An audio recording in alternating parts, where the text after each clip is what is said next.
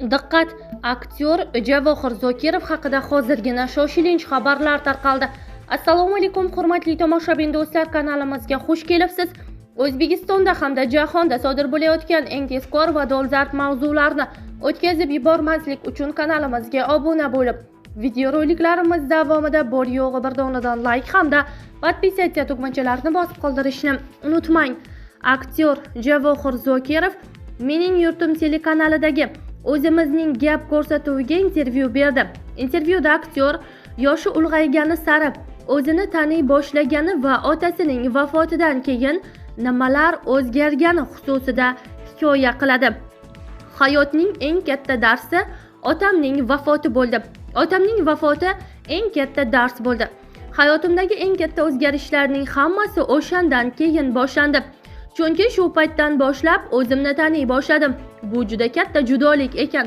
Hech qachon otam yosh ketadilar deb o'ylamagan edim. Nazarimda hali hammasi oldinda edi. Noumid shayton deyishganidek eng oxirgi umidga ham ishonardim. Bolalar uchun eng beg'ubor vaqt ota-onasi bor paytlar bo'ladi deb o'ylayman. O'zlaridan kattalar gapirganda ko'p yoshlarning ensasi qotadi. Mening ham xatoyim bo'lgan o'sha paytlarda ota-onamning menga vaqtlari bo'lmagan deb aybni ularga to'nkab qo'yishim mumkin, lekin mening ham ularga vaqtim yo'q edi. Ertalabdan kechgacha ko'chada yurardim. Ko'cha bolasi edim. Hech kim hech qachon bir kuni otam o'ladi deb o'ylamas ekan. Hamma gap mehrda ekan. Mana shu voqea misli ko'rilmagan hodisa bo'ldi. Hech kim va hech narsa otaning o'rnini bosa olmaydi. Lekin Alloh birni olsa, boshqasini berar ekan. Otamning vafotidan keyin oila qurdim. Shu sekin boshqa hayot boshlandi deb o'ylayman, deydi aktyor.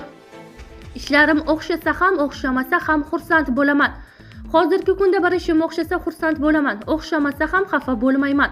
O'xshamadimi demak bu kerak emas ekan deyman. Oldinlari hamma narsaga kuyunaverardim. Voy, bu undoq ekan, bu bundoq ekan derdim. O'ylab qarasam, ko'pincha birovlar bilan band bo'lgan ekanman. Inson birinchi navbatda o'zini tanishi kerak deyishadi. Men ham bugun ko'proq o'zimni tanishga urinaman.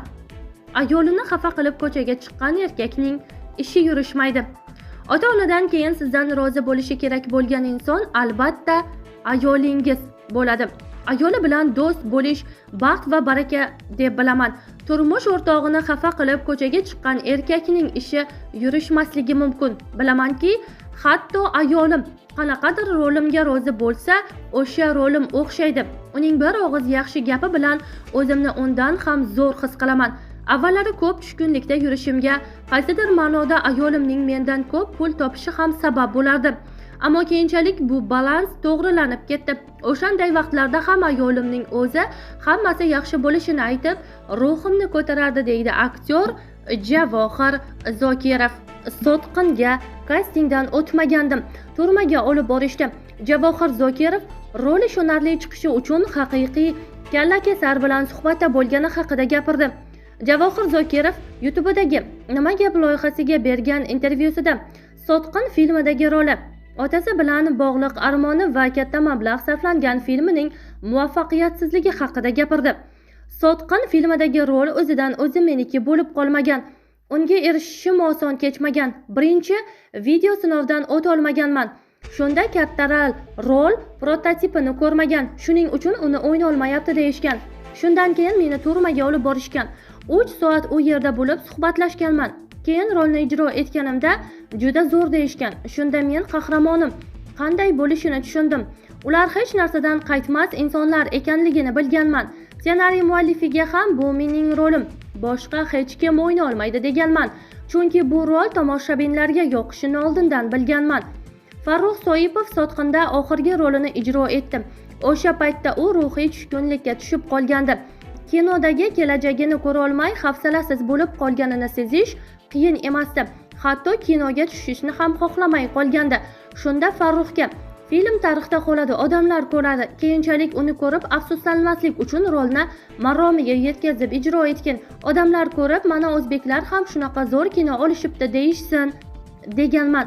Sotqinda ko'rsatilmagan voqealar juda ko'p bo'lgan. Chunki 3 soatlik uchrashuv davomida shunaqa vahshiyliklar haqida eshitganman. Masalan, prokurorning burni va qulog'ini kesib tashlashgan.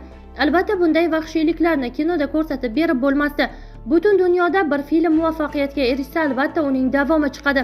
Bizda esa Sotqinning davomi chiqmadi, deydi Javohir Zokirov.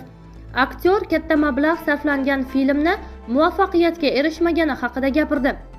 To'ylar Muborak 2 nomli filmga rejissyorlik qilganman. Unga prodyuserlik qilib, bosh rolni ham o'zim ijro etganman.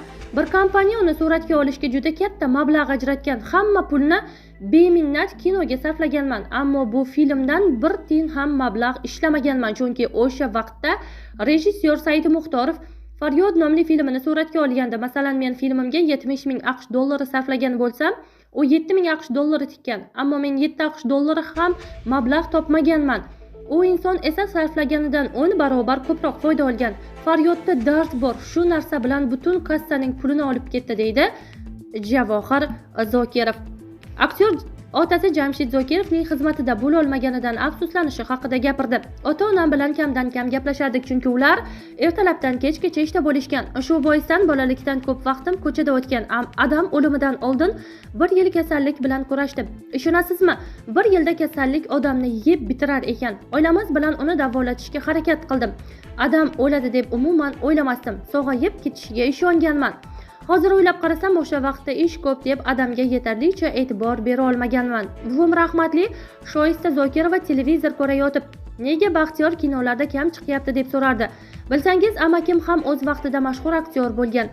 Ha, chiqyapti, endi ko'rsatishsa kerak desam, yo'q, u meni ko'rgani kelmayapti, duoyimni olmayapti derdi. Hozir o'ylab qarasam, ota-onaning duosida ko'p gap bor ekan. Men buni odamni yo'qotgandan keyin yaxshiroq his qilyapman, deydi aktyor Javohir Zokirov.